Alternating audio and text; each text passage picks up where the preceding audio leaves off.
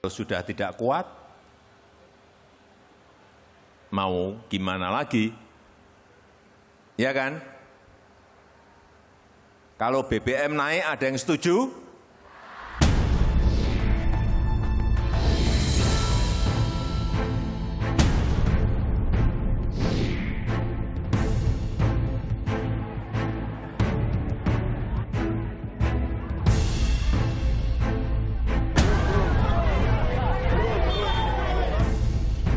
Iya kan, kalau bantuan tunai itu nggak semuanya orang dapat, ada yang dapat, ada yang enggak. Kadang-kadang malah yang itu istilahnya yang punya, yang ada malah dapat bantuan, yang susah kadang malah nggak dapat bantuan. Kebanyakan kan di Indonesia ini menengah ke bawah gitu ya.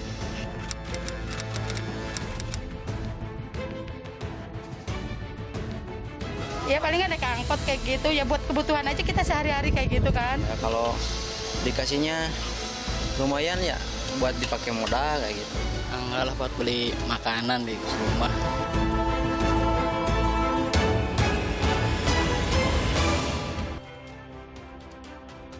Ya, kembali di Business Talk dan telah bergabung bersama kita Titis Dudiana, wartawan Sumber Konten. Mbak Titis, selamat malam. Malam, Ilona. Itu tadi suara masyarakat. Ya. Tampaknya ini juga pernyataan dari masyarakat ini harus menjadi tamparan untuk kelas menengah atas yang konsumsi BBM bersubsidi padahal mampu, gitu ya.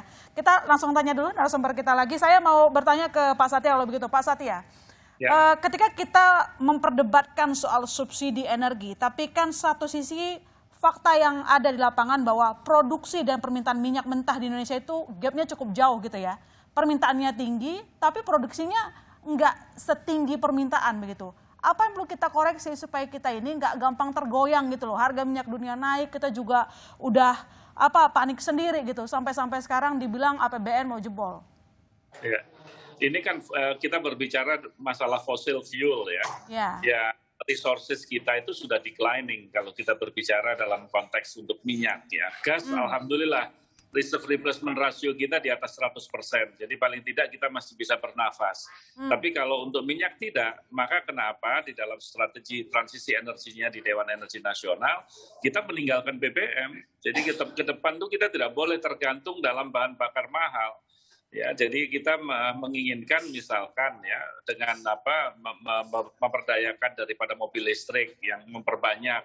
Lantas kalau nanti konversi daripada BBM ke BBG walaupun fosil ya, tapi gas relatif lebih bersih dan kita mempunyai resources yang cukup panjang, yang cukup banyak gitu ya. Nah, itu juga bisa menjadi salah satu alternatif kita ke depan. Jadi kata kuncinya adalah kita harus mengurangi impor, ya, mengimpor daripada minyak dengan mengkonversi daripada transportasi kita ke yang lebih ramah lingkungan. Tapi itu kan butuh waktu yang cukup panjang ya Pak untuk merealisasikan tidak itu. Tidak juga. Kalau kita berbicara BBG, sebetulnya tinggal ada persetujuan dengan car manufacturer, ya mereka udah build semuanya yang akan dimasukkan di Indonesia, tidak lagi menggunakan converter kit gitu seperti yang dulu dikatakan, karena itu performance kendaraan tidak seperti yang diharapkan semula. Itu saya pikir bisa. Justru di sini perlu ada satu istilahnya perjuangan ya agar Gaikindo dan juga negara seperti Jepang dan Korea itu dia sepakat untuk betul-betul menyediakan roda ataupun model daripada mobil-mobil yang sudah berbahan bakar gas atau paling tidak dual fire ya, bisa gas. Berarti Menteri Perindustrian harus gencar untuk menekan itu ya?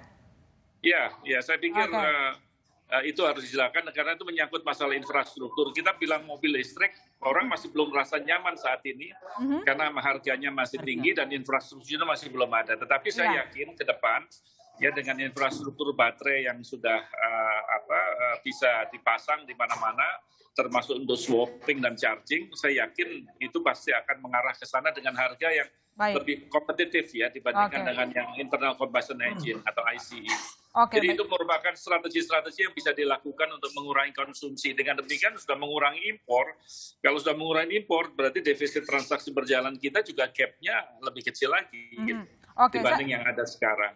Baik, saya minta tanggapan dari Mas Bima. Kalau pengamatannya Mas Bima, kita lihat di sini untuk produksi minyak mentah di Indonesia itu hanya mampu mencapai 700 ribu barrel per hari, sementara konsumsinya 1,4 juta BPH begitu. Nah, apa yang perlu kita koreksi di sini? Karena sekali lagi kita kalau ngomongin subsidi, ya nggak boleh salahin harga minyak dunia doang dong, karena produksinya kita yang tidak pernah meningkat, turun terus Mas Bima, 5 tahun. Silakan.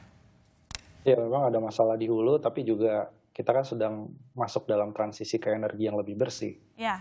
Jadi artinya begini, bahwa pandangan BBM subsidi kemudian dikurangi, subsidinya dialihkan kepada energi yang terbarukan, itu 100% bagus dan tepat. Nah, tapi ini harus komitmen juga, contohnya misalnya kita mengembangkan soal mobil listrik. Mobil listrik butuh ekosistem baterai. Baterainya dari mana? Dari nikel. Satu, nikelnya itu tidak semua sekarang memiliki standarisasi lingkungan hidup yang baik. Kemudian yang kedua adalah terkait dengan charging station, nanti dari mana mengisinya? Dari PLN listriknya. PLN itu dominasi masih fosil juga, masih dari batu bara dan juga ini. Jadi artinya kalau kita mau membenahi ini juga harus komprehensif dan komitmen pemerintah memang harus serius ya. Karena kalau kita berinvestasi di upstream, di hulu migasnya, nanti akan menjadi stranded asset. Nanti percuma kita punya komitmen emisi karbon net zero 2060 lah, 2040. Sementara upstreamnya kemudian mau dibangun di eksplorasi, ya nanti akan ada kontradiksi di situ dan ini justru akan menyulitkan transisi energi tadi. Nah, tapi intinya kalau pemerintah mau serius, misalkan begini, contohnya kalau orang miskin ya yang kemudian terkena dampak dari harga BBM subsidi naik, mau nggak pemerintah memberikan insentif kasih motor listriknya, gitu?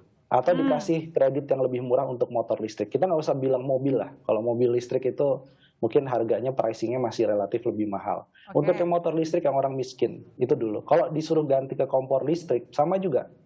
Subsidi untuk tarif listriknya bisa nggak dipertahankan dulu dalam 2-3 tahun ke depan. Jadi itulah yang harus ada komprehensif. Karena kalau bicara soal subsidi nggak akan selesai. Tentu yang paling gampang memang naik turunkan harga. Tapi tahun depan juga sama hal yang itu terjadi lagi. Iya, kita ngikutin volatilitas harga minyak dunia begitu. Saya ke Pak Edi kalau begitu, Pak Edi gini, saya menyambung seperti yang Anda tekankan tadi bahwa struktur pemberian subsidi ini yang harus diubah. Karena Pertamina juga nggak bisa semata-mata melarang orang untuk membeli Pertalite, bukan? Karena memang tidak ada aturannya begitu.